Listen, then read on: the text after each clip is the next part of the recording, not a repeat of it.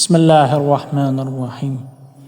Riya insanın etdiyi ibadət və ya yaxşı əməlləri Allah rızası üçün deyil, insanların diqqətini çəkmək, onların tərifini qazanmaq və ya cəmiyyətdə hörmət qazanmaq məqsədi ilə etməsidir.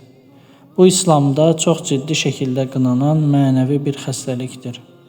Riya əməli batil edən və insanın qəlbindəki ixlası zədələyən təhlükəli bir haldır. Bir insan namaz qılır, sədəqə verir, yaxşılıq edir. Amma bunları Allah üçün deyil, insanların görməsi üçün edirsə, o zaman bu əməl zahirdə gözəl görünsə də batində dəyərsizdir. Unutmayaq, Allah insanların zahirinə deyil, qəlbinə baxar. Əməllərin dəyəri onların niyyətindədir. Hər nə edirsənsə Allah üçün et. Çünki insanların razılığı müvəqqətidir, amma Allahın rızası əbədidir.